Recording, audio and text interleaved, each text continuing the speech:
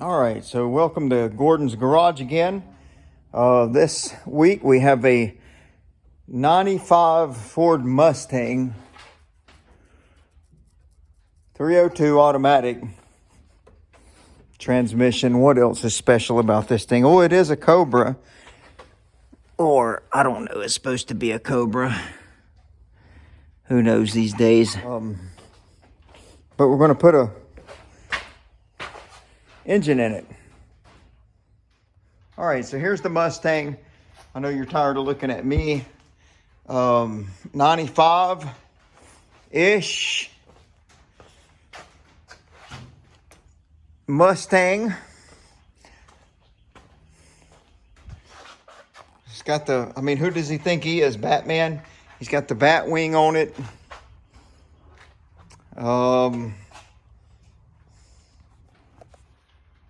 Nice wheels and tires, I guess.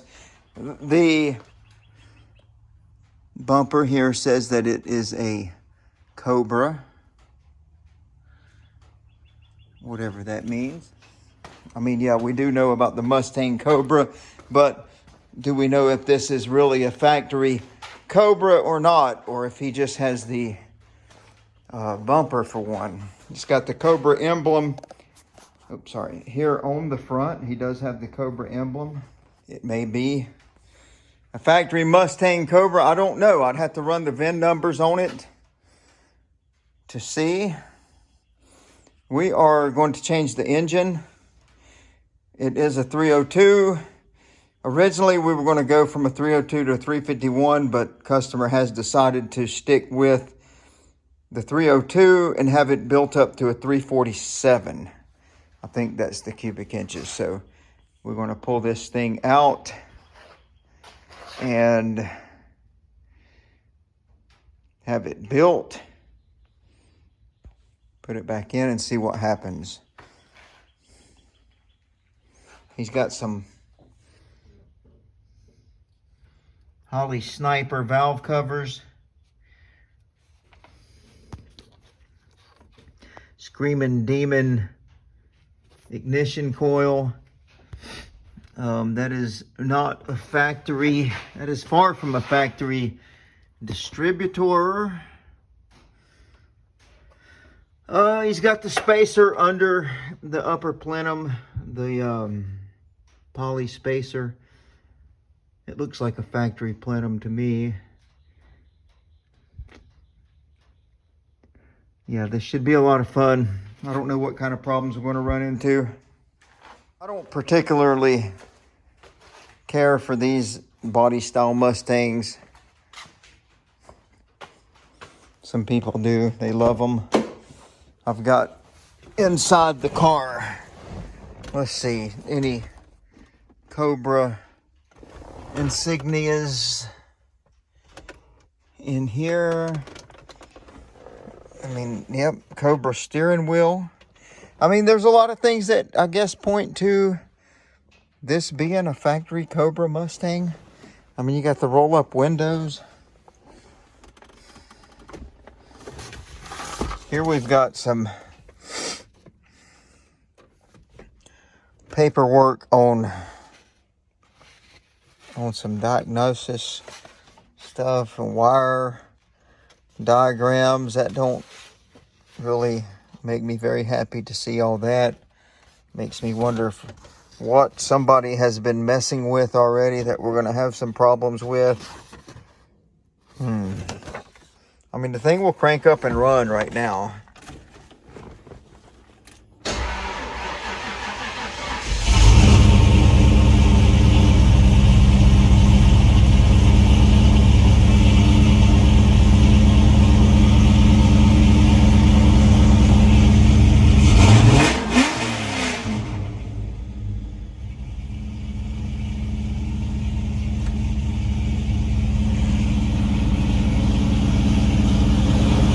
I mean, it sounds good.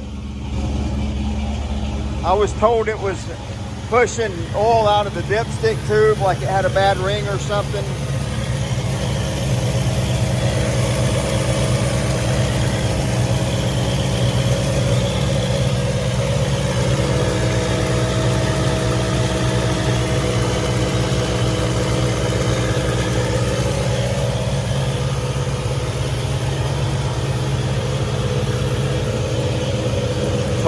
it does run good.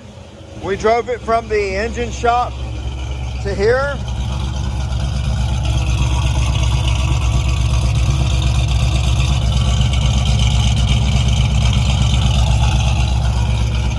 Not necessarily any big problems that I can see.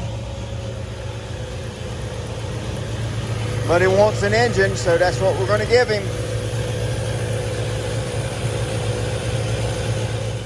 All right, so we've got the 95 Mustang in the air. For the engine builder, I had to decide whether it was a 4-bolt or 3-bolt front pulley. It is a 4, and then how many teeth were on the flywheel. That's 166 tooth flywheel, so he can get all his stuff in order to build us that 347, whatever he's building for us. This is a long tube header engine. Yeah, somebody has beat the heck out of the floor right there for something. I don't know. It didn't need it for these headers. But yeah, those headers wrap pretty close to the starter. I'm gonna suggest we wrap those headers or the starter in some heat wrap when we put this thing back together. I don't like how close that header is to that transmission at all over here either, but that is totally on the car owner. So I wouldn't mind seeing some of that wrapped in some heat wrap. But let's see, he's got he's had some subframe connectors welded in here that you see. He's had some pretty good exhaust put on it, an 8 X pipe into some whatever I call them, cherry bomb mufflers.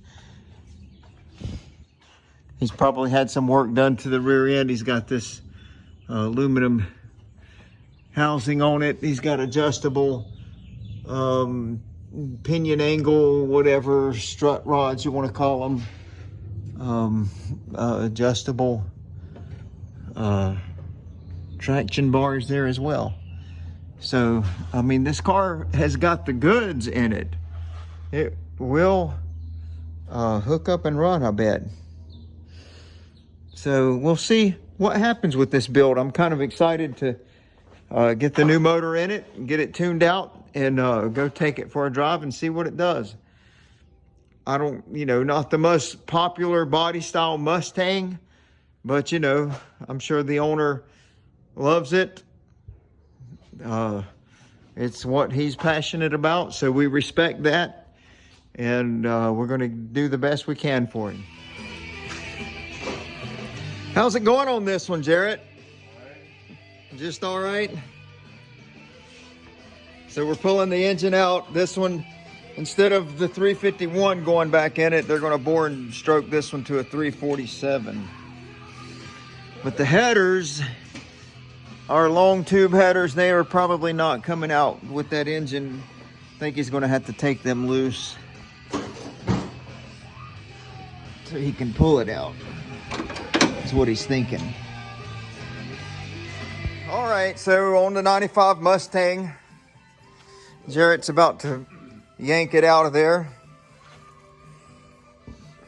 Waiting on him. Hold on, we got an AC line here that's going to have to be on that side of the...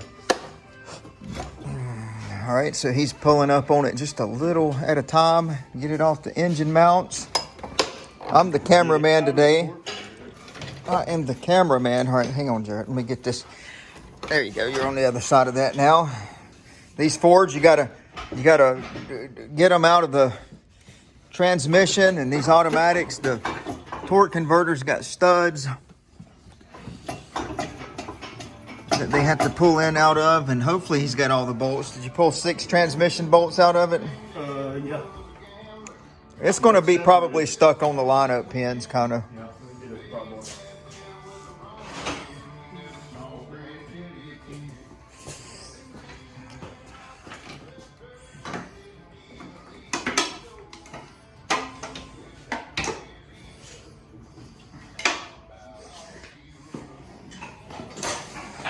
said earlier, he had to pull the headers loose because they're long tube headers. There's no way they're coming out with the engine.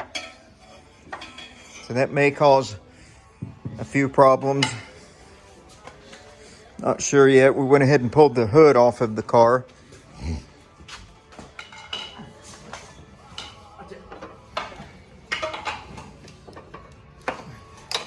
Do it a little bit. I'm just trying to pull some of these cables out of the way for him.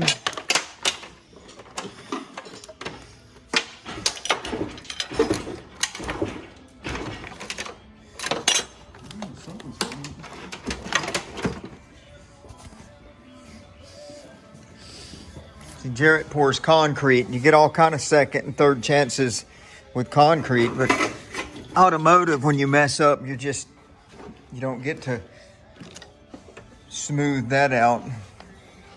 You can walk all through concrete and go back and smooth it out, but you can't do what? It's just hung on the... No, it should come out of the converter. It's probably hung on the lineup pins. Oh, you didn't get the starter off.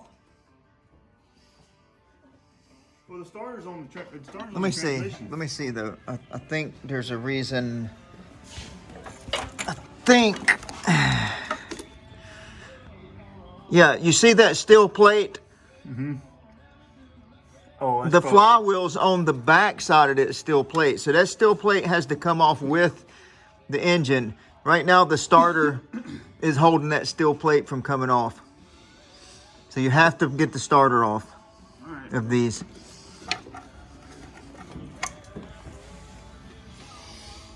Yeah, there's I should have said something. That's my fault. These Fords, they have a engine plate on the back of them that goes between the engine block and the flywheel. So if the starter bolts through that engine plate, so the starter's holding it. That's what's holding it. Dang Fords. It's actually Ford's fault. You know what? Yeah. Okay, I think we're ready this time. He's got his starter pulled off. You probably have to wiggle it back and forth just a little bit. Maybe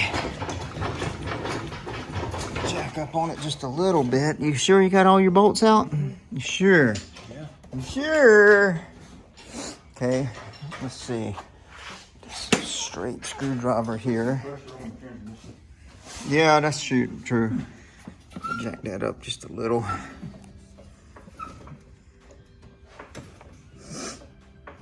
All right. Where's your, hand me that light. Same old song. See, we got a gap down there that we need to get behind and just kind of be like this.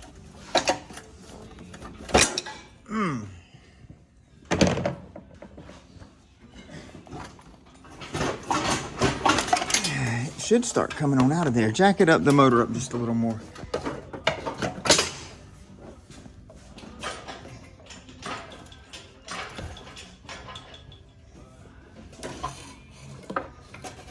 Shining on me. There it went. There it went, I think. Yeah. All right, just remember we got a radiator up there still that we probably should have pulled out, but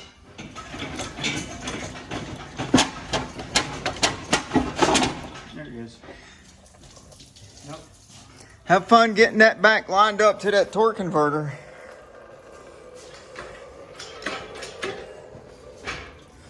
Some of the worst ones I've ever.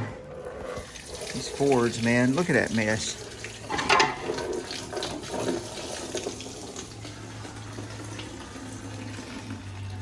Well, you got this on there backwards.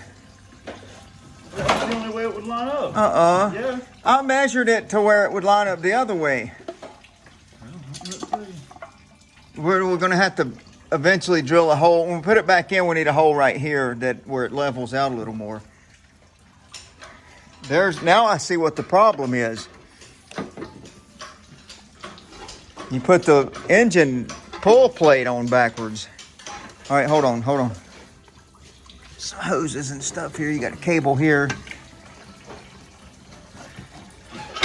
Grief, it seems like it's still hanging on something.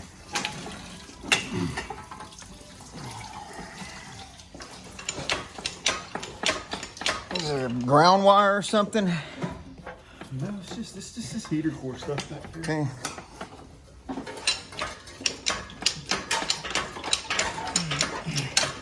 All right, get it off of your, right there, you're all over that Freon, the AC line.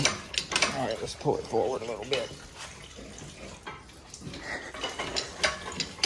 Just come straight out of there now.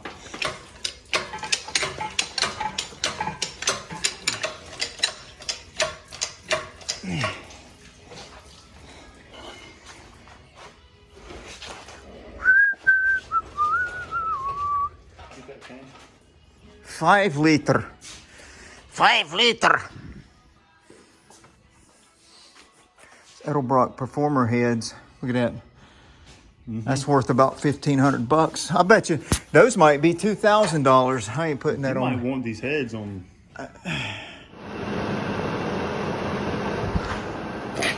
Okay, so we're back on the 95 Mustang. No, 96 Mustang. Got the engine out and had a 347 stroker built for it, and it is going back in momentarily. New flywheel, new balancer, new aluminum heads. So this thing's supposed to be pretty stout. Where's the oil dipstick go? This side over here. Okay. Yeah.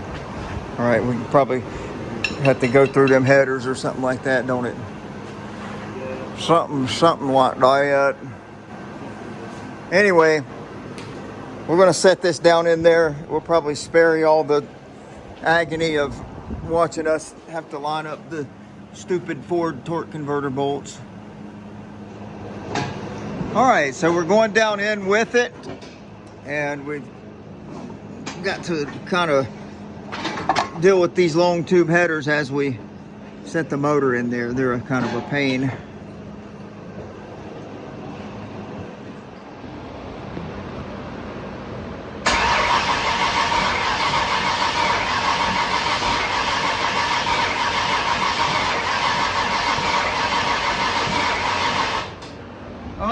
Turn the distributor.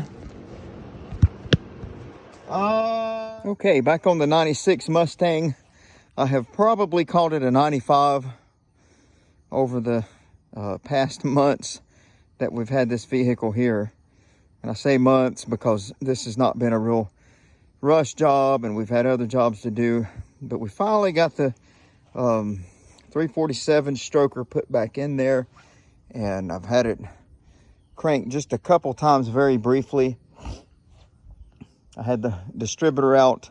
It was I had it clocked wrong. I had it 180 degrees out, and what I did just temporarily is I moved the wires 180 degrees out so we could just get it running and check a few things. But now I've got it clocked properly, got the wires run properly.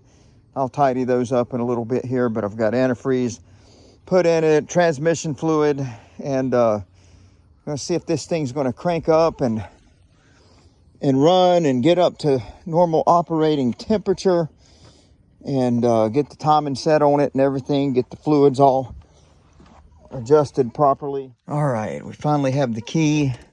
Had to go hunt it down. Jarrett pulled the vehicle out last night or yesterday in order to get another job in the shop, and a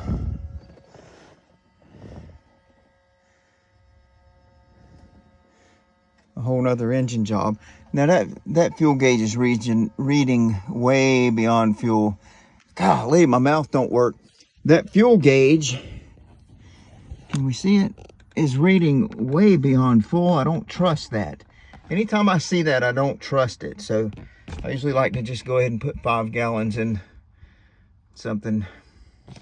But let's see if it's going to crank.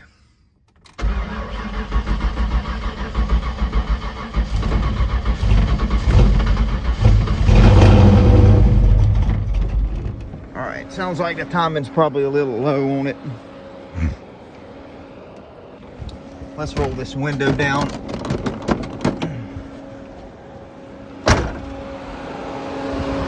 All right, on a Ford, I think to advance the timing, we have to turn it counterclockwise. We don't work on any Ford hot rods around here. We mostly do Chevrolet, so I gotta get my mind right.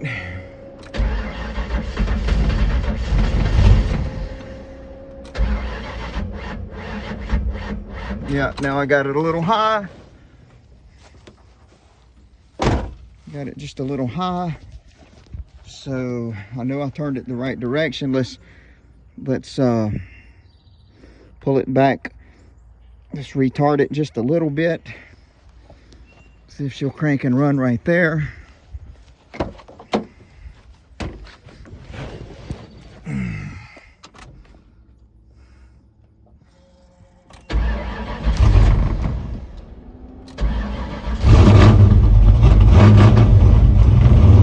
There she goes.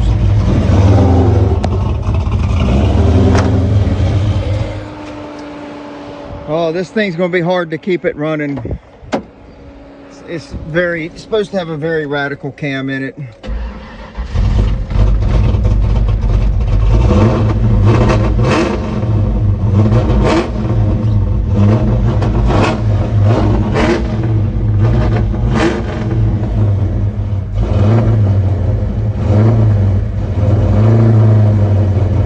Plus, in the past, somebody has eliminated the oxygen sensors. There's a lot of things goofy with the wiring harness.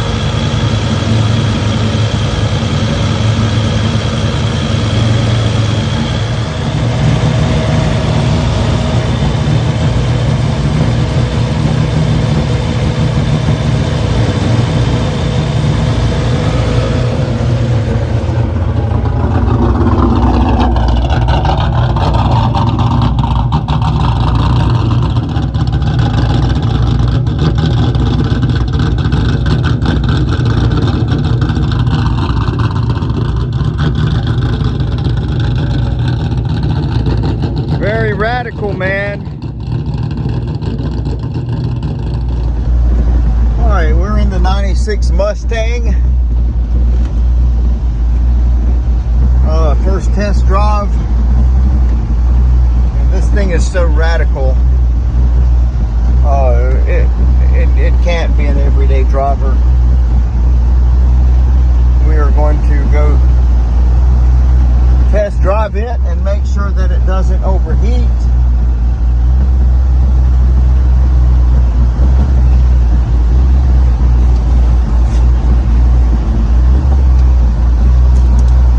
Yay, the windshield wipers work. The cowl induction hood's so tall that it can't even see over it. But I mean, there's only so much test driving you can do on something like this.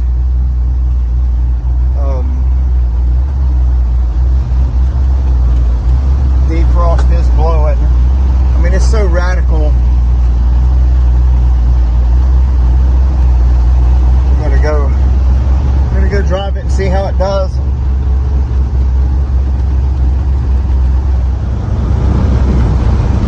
Dudes, this thing is crazy powerful. I mean, it's the wrong time to be test driving this thing, but I can't control the weather.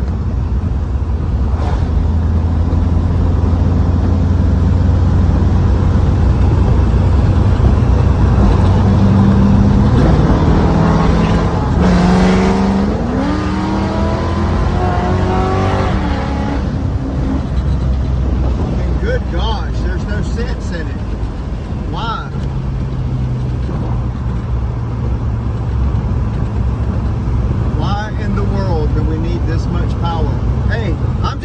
mechanic. I just do what people ask me to do. I don't have to agree with it. But if somebody comes and says, hey, I want to pay you to do this, then this is what we're going to do. Oh, my wipers just came loose. But at least we're fast. Now we're going around a roundabout. Let's see.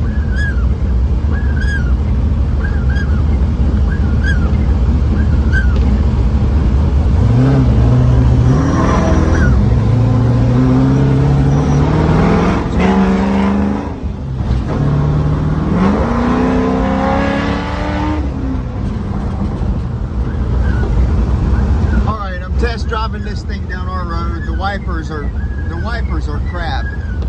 But let me just stop right here, and we're going to give it all she's got. All right, we're not overheating or anything, so.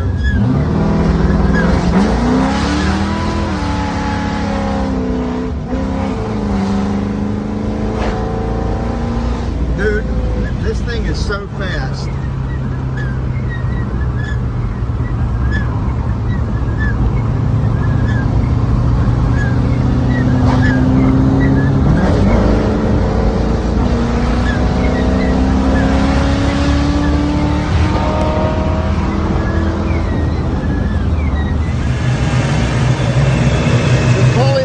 Was too big, so I was able to press a bearing into the original pulley. I had an extra bearing at the house.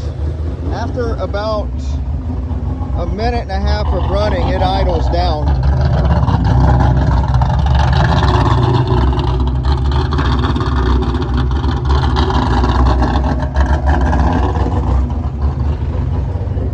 It idles down to around 1,000 RPMs. I think that's where it needs to be. I mean,